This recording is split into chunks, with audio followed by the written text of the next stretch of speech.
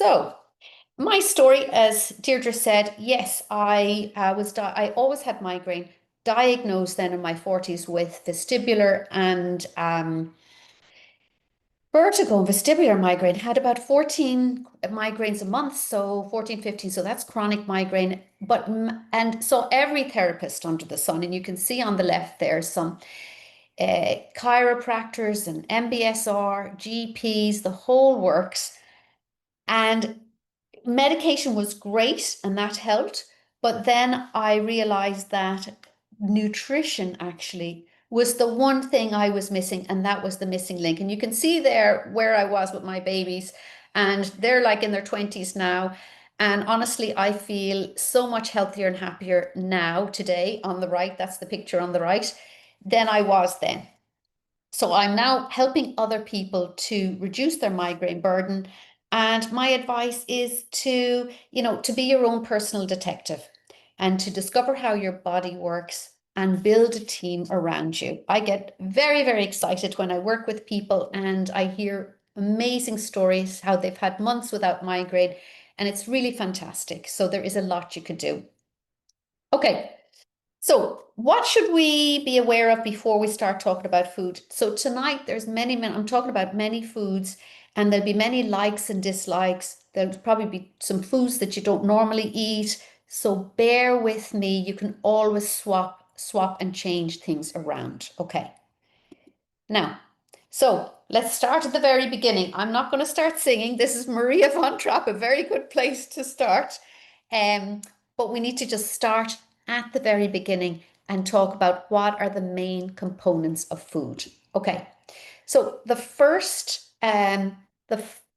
thing, so all food is comprised of three types of nutrients. So we've got carbohydrates, proteins, and fat.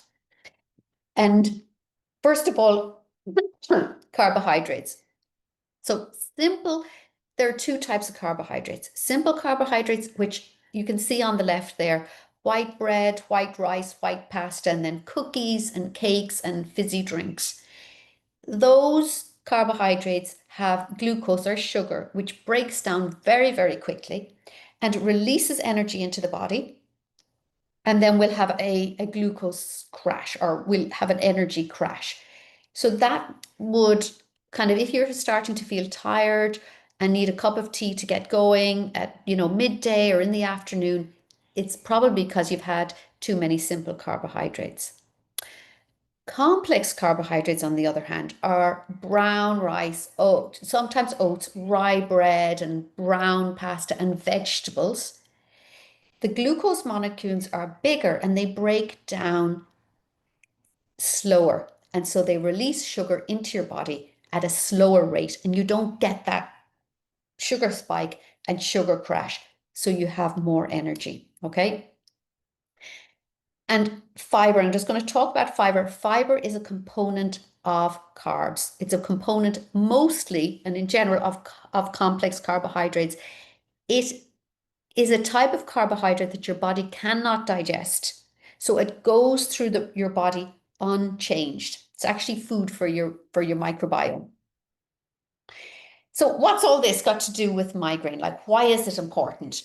So in a study of 266 females, they showed a reduced migraine severity and migraine duration with high quality carbohydrates. So what are high quality carbohydrates? That means we have high fiber content, low glycemic, so low sugar, more grains, that's whole grains, and then solid and not liquid. And that'll be important because we're going to chat about that a little bit later. So the bottom line for migraine here is simple carbohydrates break down into sugar. We need to try and reduce those, but we need to try and increase our complex carbohydrates, vegetables and whole grain. Okay, so now we're going to talk about what fills us up. And we have here a study, and it talks about teenagers, that they studied 13 teens and different types of breakfasts. So in this kind of graph, which is quite complicated looking, certainly for me, We have a red line and a yellow line. The yellow line represents a high protein breakfast, and the red line represents no breakfast at all. And the one in the middle, the line in the middle, the gray line, this one here, represents a regular breakfast. Okay. So on the top graph where it says appetite, we are showing that about 2.5 hours after breakfast, the appetite of somebody who has had no breakfast is they have got a huge appetite. So that's no, I mean, that's not any surprise, but the appetite of the person who's had a high protein breakfast is actually, they're not as hungry as the person who's had a normal breakfast. And I think that's the thing here. It's the normal breakfast versus the high protein breakfast. Okay. If we look at the bottom grid, which shows satiety, fullness, we're seeing that the red line, the no breakfast, they're on the floor here, really hungry. Whereas the high protein breakfast, 2.5 hours later, people are still feeling full. And that's even compared to that gray line with the dots, which is a regular breakfast. So it shows us two things. Protein helps keep us fuller longer, and protein and fiber together slows our digestion and keeps us fuller. So you might say, okay, well, what's all this got to do with migraine? Migraine, according to the Journal of Pain, migraine is a result of a gap between the energy our body or our brain needs and the energy that we have. And the migraine brain likes consistency. So it doesn't mean restricting ourselves. It means that our glucose, our sugar, should be at a steady level. So when we have migraine, we should not skip a breakfast, and we should try, if possible, make it a protein breakfast, but we should always have a breakfast. Okay, so that's the tips. So now, why is protein and carb important and carbs are not? So protein boosts satiety, as we've seen. It helps us burn calories. It helps us maintain muscle mass, and our muscles are the things that help us burn glucose, and it stops the sugar roller coaster. And if we look at these pictures here, we'll see that the lovely, we see these croissants and the white bread, and they all look very delicious, but they will spike our glucose, and then we're going to start feeling hungry afterwards. And even orange juice, people think orange juice is very, very healthy, but the orange juice in packets can be full of sugar, and even freshly squeezed orange juice, you're better off to eat the oranges because you're going to get the fiber with the orange. Whereas the juice, the brain and the body doesn't view liquid and solids in the same format. The solids are seen as more energy dense. Okay, and just a word on milk. People might say, oh, but milk is a carbohydrate. It's got glucose, it's lactose. And yes, but because the lactose is digested differently and because there is fat, a good quality fat, they're digested slowly. They stimulate our insulin, which is like the bus bringing our glucose into the cells, and so they're easily digested. So that means a high protein yogurt or any kind of yogurt without not a big sugary yogurt are very, very good when we combine it with blueberries or pumpkin seeds for our breakfast. So most important thing here is that breakfast should be primarily protein with complex carbohydrates that have fiber. Okay. Now, breakfast examples. So we've got all the world of breakfast examples here. We could have homemade granola, Greek yogurt. I don't do dairy, so coconut yogurt is lovely. There's lots of brands out there. You can get them in all the shops now. It's really fantastic. And my personal favorite for breakfast is I grate an apple or a pear, and I have nuts and seeds and a little bit of yogurt and maybe a protein powder. There's a lovely protein powder on the market, an Irish brand called Just Be. It's very, very nice. Um, and you can see those quick ones at the top. And then as you move down that list, you'll see quesadilla, shashushka, which is eggs and tomatoes, or hard-boiled eggs. They're great for the weekend. Okay, so I often deal with clients who say, yeah, but I feel hungrier when I eat a breakfast. I prefer no breakfast. So the thing I think is happening there is the breakfast maybe isn't high protein and doesn't have that fiber. And so if you're combining it, have your protein and have your fiber, you're going to feel fuller longer, and it's actually going to help you. When we wake up in the morning, our cortisol is high. If we have no glucose, the cortisol goes even higher because the body is kind of panicking that there's no food. So when we have migraine, we should always have a breakfast. And then I find, I deal with other people who sometimes have nausea in the morning because they're in pain. And I can understand that. But I think the thing is to try and find whatever works for you, even something very small. And I've worked with somebody and we worked with her to slowly over time get a breakfast in, a small one. Um, so the tip here is find the right breakfast for you. Try and vary it between summer or winter or weekday and weekend. Keep it the variety, keep being flexible. And if you're avoiding gluten or dairy or any of these other things, cheese, I know we can see cheese in this picture. We can get non-dairy cheese. And actually, sheep and goat cheese aren't processed. They don't have that A1 casein that a milk cheese will have, so they can be quite different. There's always an option. Okay. Now, how much protein is in 100 grams? Okay. First of all, how much protein should we be eating? So the European Food and Safety Authority says if we're sedentary, we don't do any exercise, it should be zero point 0.8 grams. We should eat 0.8 grams per kilogram of body weight. If you're moving around and you're exercising every day, it'll go up to 1.2, 1.3 grams per kilogram of body weight. And it goes right up. If you're an Olympic heavyweight barbell lifter, it goes up to 3.1 grams. None of us here are in that category. I'm certainly not. Um, so it's probably about 1 gram. So you can see there's both meat and cheese here, but then we see pumpkin seeds and cashews and lentils and chickpeas and oats. Oh, a word about oats on the breakfast. Some people will say, oh, well, oats will spike your glucose. And there's a lot of talk about that at the moment. And for some people, yes, and everybody's different. In general, the larger the oat flake, so the jumbo oat flakes are digested more slowly. Whereas the rolled oats, those tiny little rolled oats, they kind of cook up really quickly, but then they're digested very quickly and they have the propensity to spike your glucose. So if you don't know, and the only way you'd know is wearing continuous glucose monitor and checking it, but if you don't know, opt for the jumbo oats. It's a little bit more time to cook, but in general, it's better digestion for you and it's better for your gut. Okay. So oh yeah, so with the meats, if you have migraine, try and avoid cured meats with nitrates and sulfites. That is a common trigger.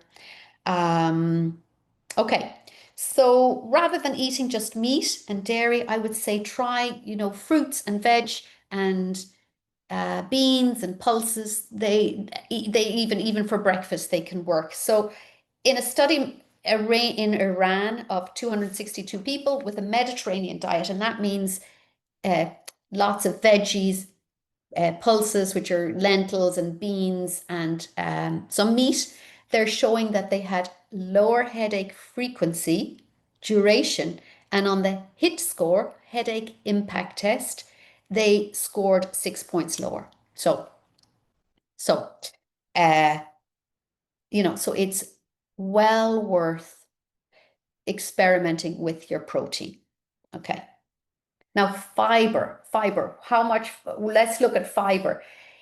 The European Food Safety Authority advises that we should have between 25 and 30 grams of fiber a day, but that is just a minimum. And most of us, and myself included, we are not reaching that. So it's great to see examples of fiber here. And I actually have to say this almond over here is cropping up time and time again. Almonds, we get 11 grams of fiber and it's got a lot of protein. And we see examples here of lovely things that you can have for your breakfast and your lunch: raspberries, apples, pears, and carrots. I mean, carrots are everywhere in Ireland, so they give us so much fiber and they're very, very good for our gut. The key here is try and experiment with vegetables. Um, because with vegetables, your body takes in the amount of nutrients and components that it needs. I know we all, as people with migraine, we're very, very careful of what we eat, but with vegetables, you can experiment a little bit more with a vegetable um, than you can, let's say, with cheeses or drinks or whatever. And I find that when I'm working with people, they have a lot of fear about food, and it's totally understandable because we are in so much pain when we have a migraine. We are very fearful of foods. But I would advise people try and expand a little bit with your veggies and maybe some of the other foods that don't cause inflammation. Okay, now lunch, Little Big Dinner. This is like the man with the triple name, Dan Paddy Andy or Martin Tompioni, for anybody that listens to Radio na Gaeltachta like I do. So lunch is really, really, really tricky. Um, Just if we have a look at the picture here on the right, this is a typical sandwich. And if we look at the amount of white bread here, you literally have to chomp your way through all that white bread to get to the delicious bit in the middle. And and the other two pictures here, my pet peeve is every coffee shop right now opening up is the same format. We've got coffees and teas, but then we've got these cabinets full of pastries, and they're literally simple carbohydrates, so sugar, drizzled in sugar, with with very, very little else. And they'll probably add raisins or something, which raisins have even more sugar. And so you're going for a coffee, and they're absolutely delicious. I mean, they are just delicious, those croissants and those pastries. But there we are, and they're calling out to us. And there's very little in terms of salads or eggs or, even some for people who can eat sausage or bacon. There's very little sausage or bacon or eggs, there. So anyway, that's my pet peeve. It's very difficult to find locations where we can get complex carbohydrates and fiber with super salads. Okay, so my tip would be to avoid big sandwiches with big portions of bread or pasta for lunch, because that is our simple carbohydrates, and it'll crash. We will crash around 3 o'clock. And try and see if you can experiment with ethnic food. Um, it might, you can get ethnic food and ask for it not to be spicy for people who don't like spices. But you're always going to get a vegetarian option. You're always going to get an option that's non-spicy or veggies. They'll have a very interesting carb. And it offers a lot of options for people who are trying to eat within a migraine diet. Okay. The other thing for lunch, if you're working out from the home, is bring your own lunch. Get a thermos or a package or a Tupperware, and just bring in your own lunch. So oh yeah, just a word on these new coffee bars opening up. There's very little in the way of vitamins, minerals, and fiber in those foods. And I don't mean to vilify them. They are very nice and they do have their place every now and again, but they're not for every day. Okay, so we should bring in our own lunch, make a protein ball, experiment and find the locations, find a salad bar or a farmer's market. I'm always taking the phone number of the stands in the farmer's market and texting the owners, oh, I'm coming by. Can you have a poke bowl? Can you have a gluten-free pasta? Can you have a real food thing ready for me? I'm going to come in and grab it and go and pay online. They're absolutely delighted to do that because you can skip the queues and you don't have to line up. And they're really delighted to have customers and ongoing customers. Okay, so and I would also say try and have one meal every week without meat. I do try that. It's challenging. It really is challenging, and of course your kids will complain, or your partner, or whomever else you're cooking for, because we're not used to that. But it's always good to see if you can challenge yourself to do it. Okay, so what should we have for lunch? Protein, whatever that protein is, and veggies and a little bit of carb is the plan. Soup and salad with protein, chicken, cheese, or meat. Grilled chicken and quinoa. Quinoa is very high protein grain. It's a pseudo grain. It's not really a grain. Um, Lentil and black bean wraps, or salmon, or a stir fry. Okay. So the most important thing is when we eat the protein with the vegetables, it's very good for our microbiome. And I don't think we'd get away with a presentation from a nutritionist without talking about our microbiome, because there are more bacteria in our gut than there are cells in our body. And there's a strong connection between our gut and our brain. So our healthy microbiome lowers inflammation, and it's in studies it's shown to lower migraine pain. And inflammation is, you might say, oh, well, what's inflammation? When we cut ourselves, we're red, we are inflamed. That's acute. That's very just very quick inflammation. But when we eat ultra processed foods, our body then sends out chemicals to warn of injury, and it increases our bodily inflammation on a daily basis. But when we eat vegetables and fruits, it lowers our inflammation. Okay, now we're moving on to dinners. And okay, so dinners, what are the main? We're going to talk about, let's say, a little bit of motivation later, but what are the easiest dinners to make? So we come home from work, or we come in, we're tired, we don't feel like cooking. What are the components that will help us make a healthy dinner? Okay, and we're talking 80-20 here. And one of the things I meant to say at the very start is, when I had kids, I kind of made a goal that I would put a family meal, healthy family meal, home cooked meal on the table every day. And, I haven't always got there, but for the most part, 70-30, let's say, I have tried to do it. And I have been doing that for 22 years. And I've found lots and lots of shortcuts. And it has been very difficult at times, but I've persevered because it's my personal goal to do that. Um, and my all-time favorite, most easiest meal is a roast chicken and baked potatoes. You just put the chicken in the oven and put the baked potatoes on a separate tray, and you have a meal. Even when you have a migraine and you're tired, you can turn on the oven and lie down. Okay, so the components: protein, veg, carbs, and sauce. So we have the protein, which can be chicken or salmon or halloumi or a burger or a non-dairy halloumi. We've got the vegetables, and we add a carbohydrate, which can be a rice. I bought a rice cooker. It was one of the best things I ever did, because you can put the rice in and you can press a button and go away.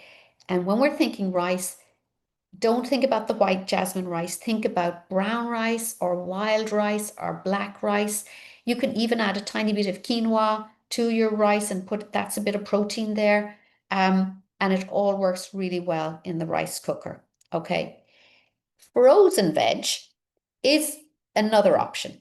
Frozen veg has been shown to have as many nutrients, or as just as many nutrients, as fresh vegetables, because they're cut and they're chopped and they're stored. It has nearly as many, and it's really handy. And you can get organic veg, frozen veg, in the supermarkets here in Ireland.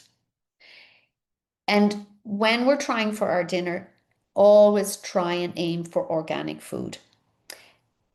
Gram for gram, they have more nutrients than regular. So organic vegetables and fruits, gram for gram, they have more nutrients than a regular vegetable. And if we think of it, when we put fertilizers and pesticides on foods, they kind of become mollycoddled. They have an easy life and they just grow.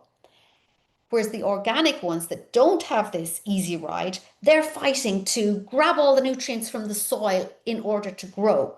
And so when we harvest them, we get all those compounds, which help us. There's more nutrients, vitamins, minerals, and more of those compounds that help us fight infection.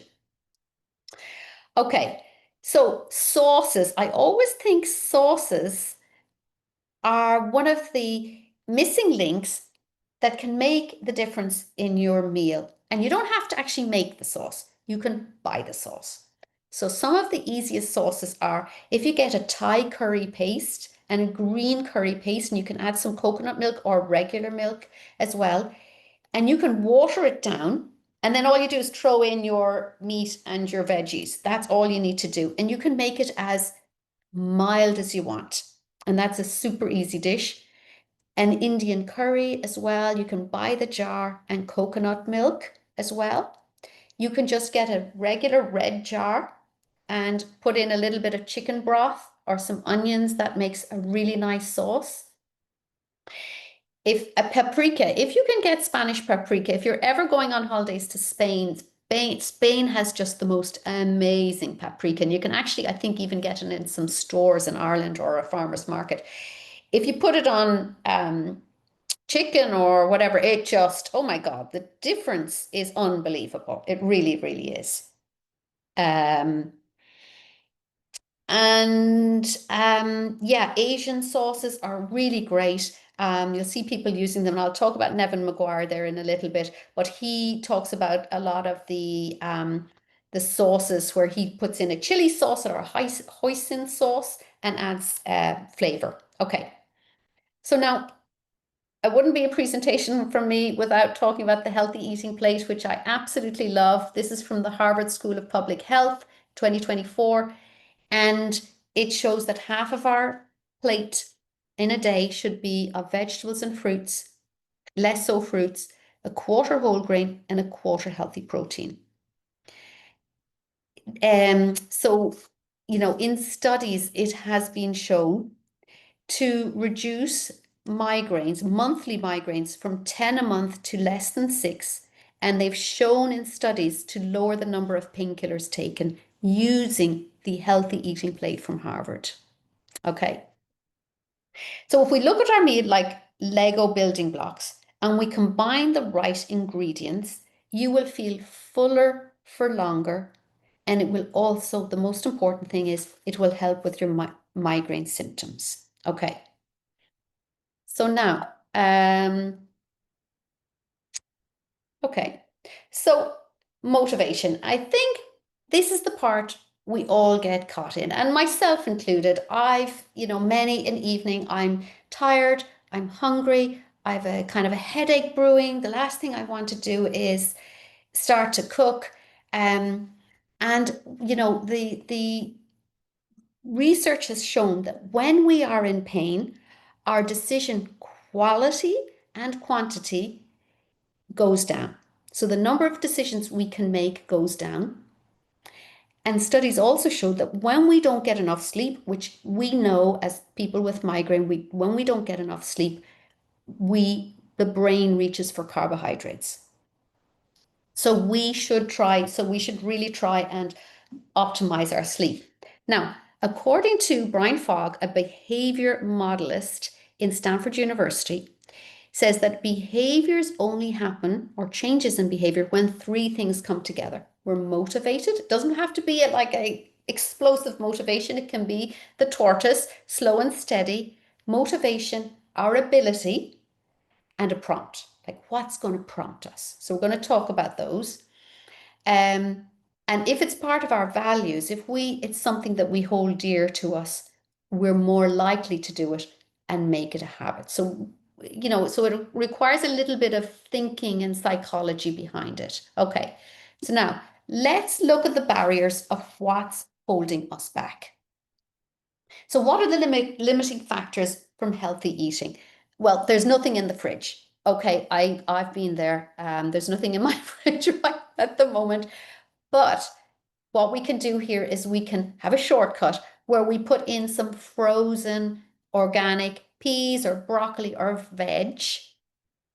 If we're tired when we come home from work, it often helps that we plan a little more.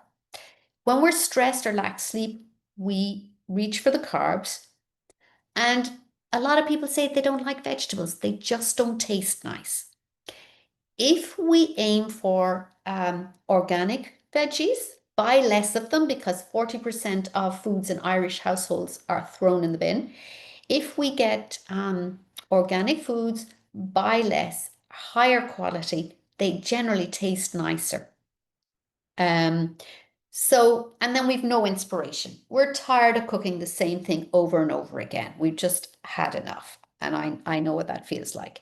Okay, so some of the shortcuts is the frozen veggies, or what you can do at the weekend is you can chop up the veg and put it in the freezer. So it works really, really well for root vegetables like turnips, carrots, squash, um, parsnips, and then have staples in your pantry, like a really good paprika or a pesto, a mayonnaise, lemon juice, vinegar, different oils. So that if you then just buy a bag of lettuce, you know you've got lemon juice and oil to use it as a salad dressing instead of buying a high sugar creamy dressing. Okay, and then have those jars of pasta sauces or a Thai green curry sauce or an Indian korma in your cabinet ready to put on your veggies. Okay, tins of tuna, salmon, and sardines, they're high in omega-3.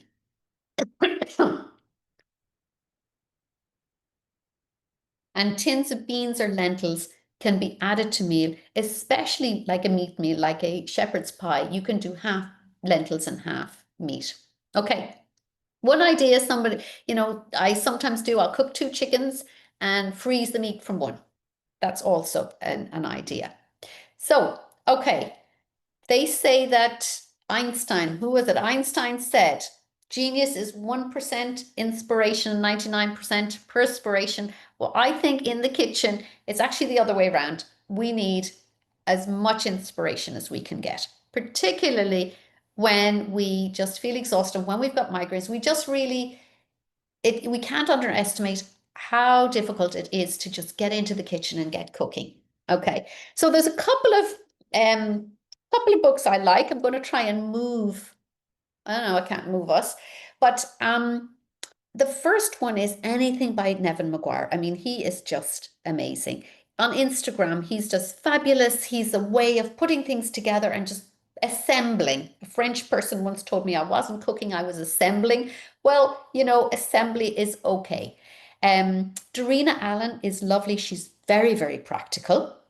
And the book there is One Pot Feeds All. But you know what? At the very end of this, if you want to email me, I will send you the booklet that I'm creating for everybody. And I'll give you these.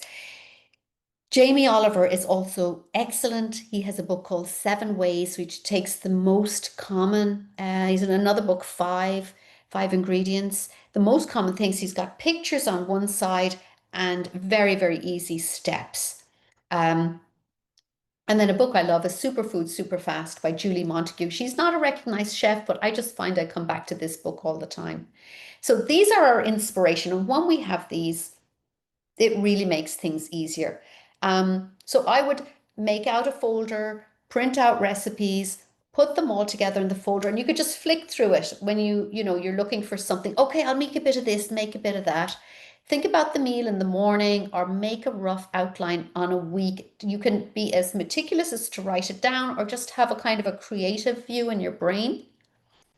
I find another thing that really helps is to have set days for food. Like Wednesday is fish and Friday would be homemade pizza with salad or veggies. It just kind of, okay, then what do I do Monday, Tuesday, Thursday? You just have, it just makes it easy in planning. Dressings and sauces make all the difference. And just sometimes I'll see a recipe in a newspaper and I'll cut it out and it's just a little bit too complicated, but they'll have a nice sauce and I'll just make the sauce bit.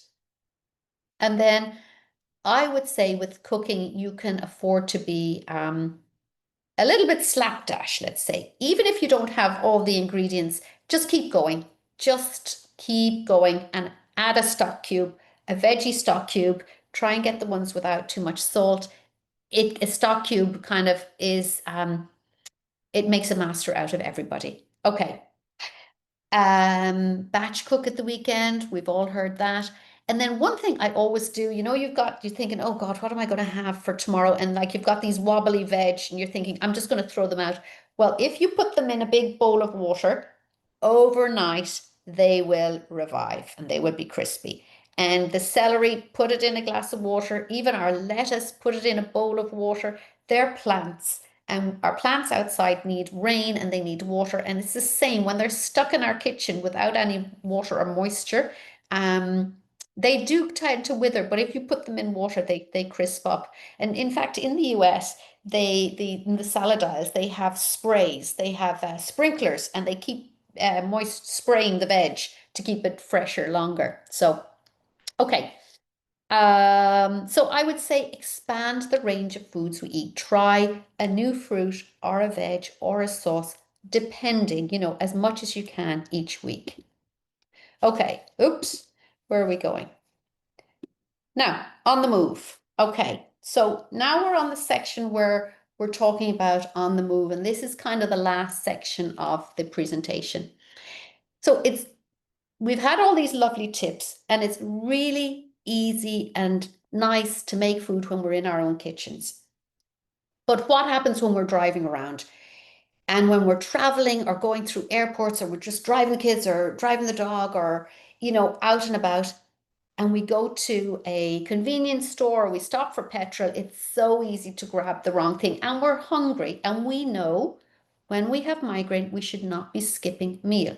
We need to keep our brain supplied with a steady flow of glucose, okay? If we are armed with the right information, we will do very, very well. Okay, sugar.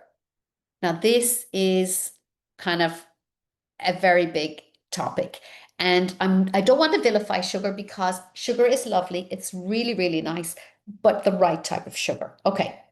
So there are nearly 50 to 100 different names for sugar. It is widespread. It is pernicious. It's hidden in everything. On the left of the screen, we see table sugar. So that's something, you're going to put in your sugar bowl. So brown sugar, honey, coconut sugar, what castor sugar. And then we look at moving over towards number 2, plant-based sweeteners. So we're starting to get processed. These are plants that have been processed or fermented to create steviol or glycosides or erythritol. You'll see erythritol is up in sugar alcohols and they're classified in both sections because of their chemical makeup. Sugar alcohols are hydrogenated and fermented. They don't raise the blood sugar. However, they go straight to the gut and they can cause digestive issues. So sugar alcohol, the processed sugars and the syrups and the artificial sweeteners, we are in the realm of ultra processed foods here now. And we really want to limit these. Okay, so after table sugar, anything to the right of table sugar, we're trying to limit. Anything to the right of the plant-based sweeteners, we're trying to limit them. The processed and modified sugars, I'm just going to take maltodextrin as an example because it really is the one that we see the most.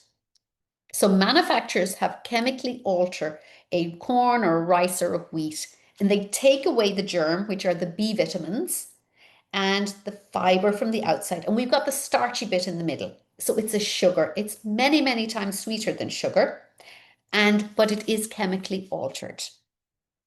So syrups and liquids, they're used in highly processed drinks. And as I said, the body and the brain doesn't see them as calories or as energy dense as a food. So we can drink far more and we won't fill up. So you're better to eat your sugar rather than to drink it. Okay, so high fructose corn syrup, it's used in drinks.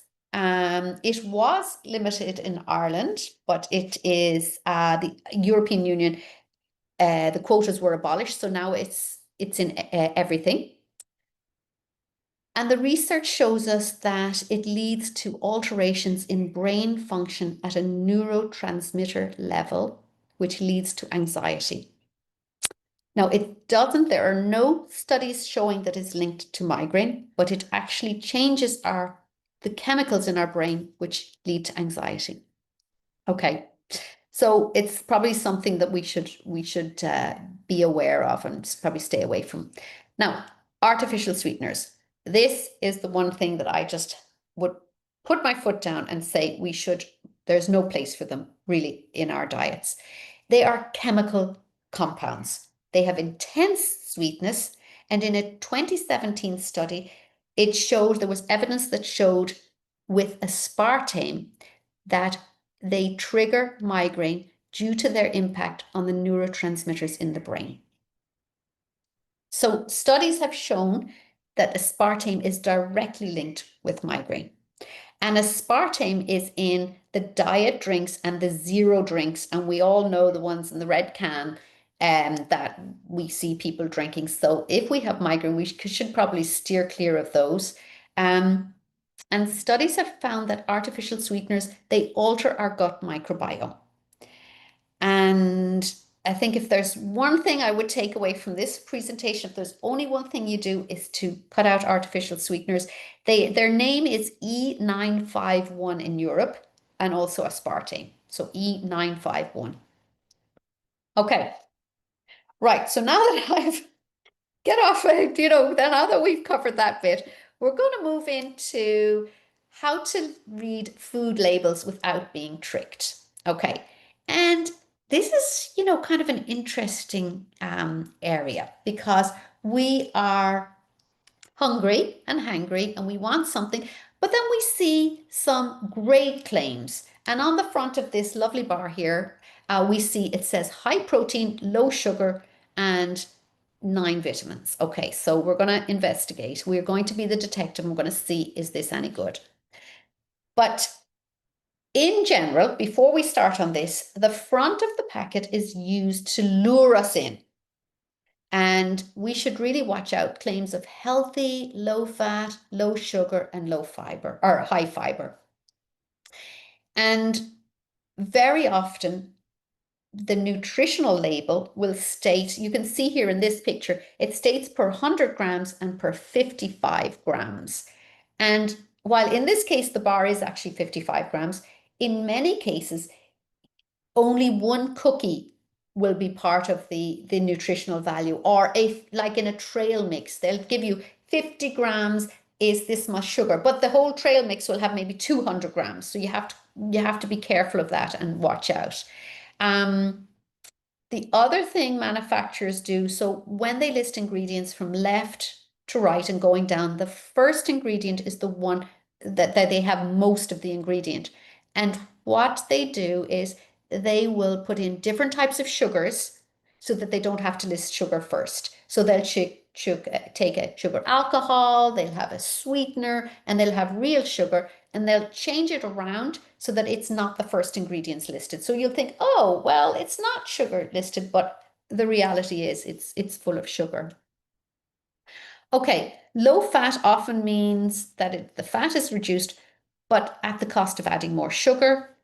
Fruit flavor doesn't mean there's any fruit. It just means it has a chemical designed to taste like a fruit. Multigrain, watch out for multigrain. We see that on bread.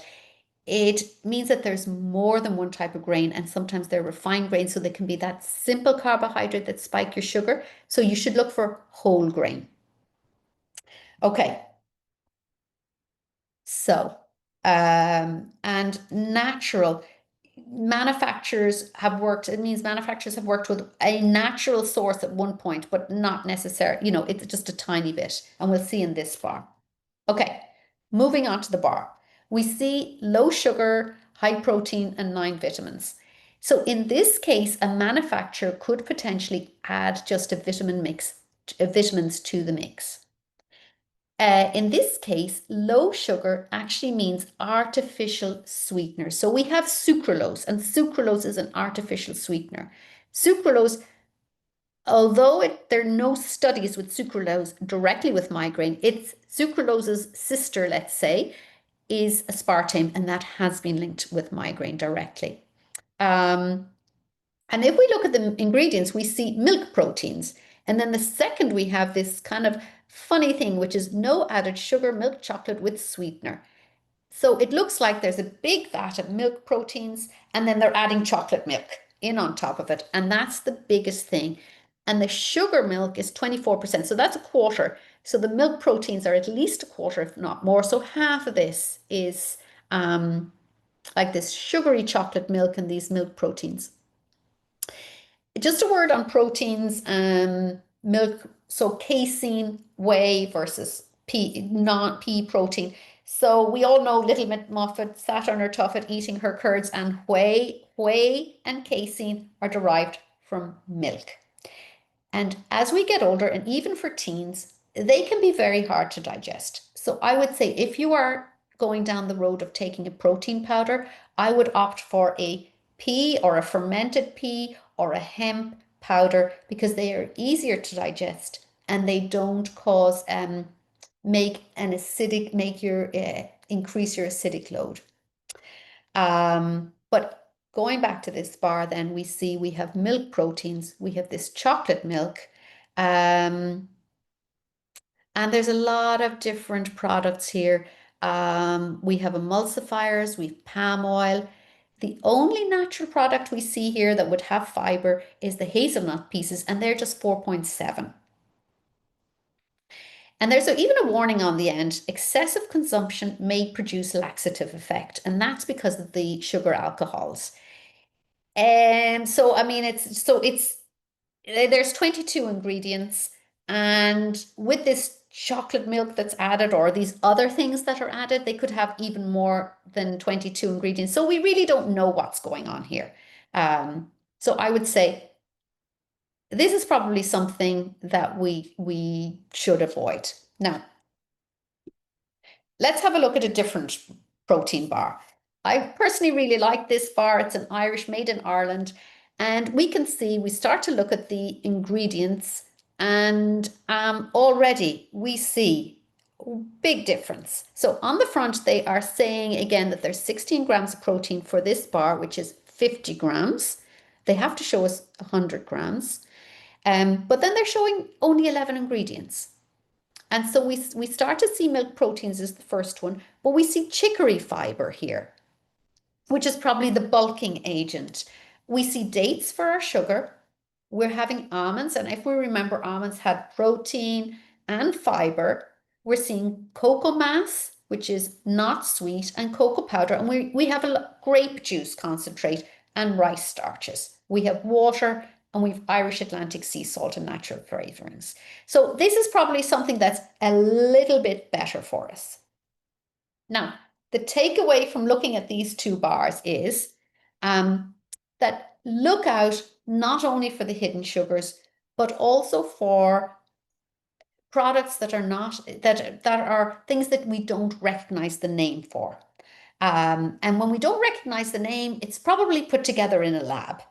Um, and the other thing to watch out for, when we're moving quickly, just to read the labels.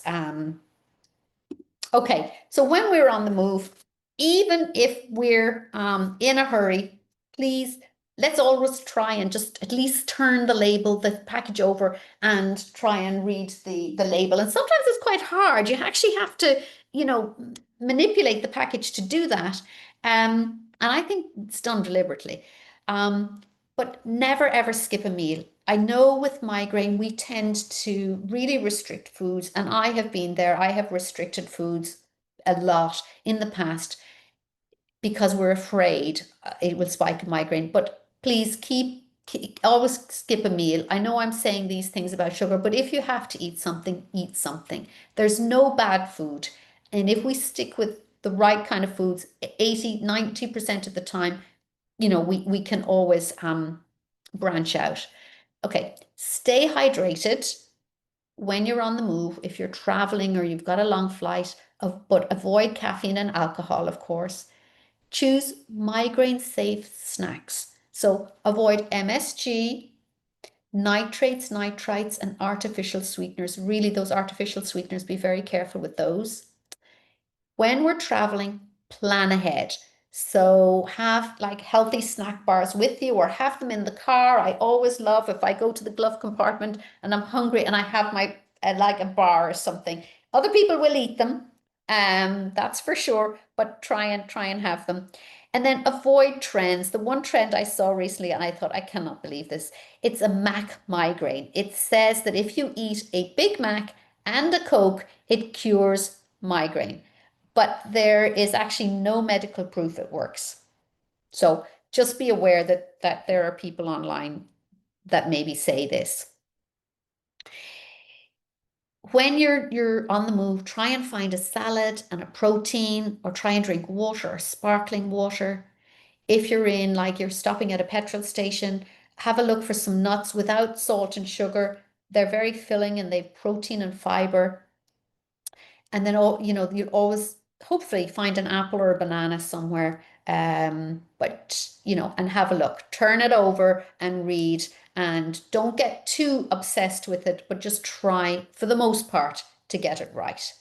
Okay, so resources. So as a gift to everybody, I'm going to give you a little booklet with some of the information here, but a lot of the recipes that I have got over 22 years of cooking for my family.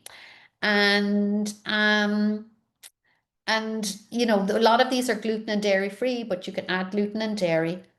And the people that I work with, when I work with them, we kind of I do a lot of hand holding and we work together, and it's just amazing. I'm just always, it just really makes me so happy when I hear people have really reduce their migraine burden, and they can do things like travel. One of my clients traveling several time zones, didn't get a migraine, didn't faint. So it was fabulous. And another lady, she lost half a stone in a few months. So it's great. So I'm at info@Mind My Migraine. So you can just email me and I will email it to you in the next week or two.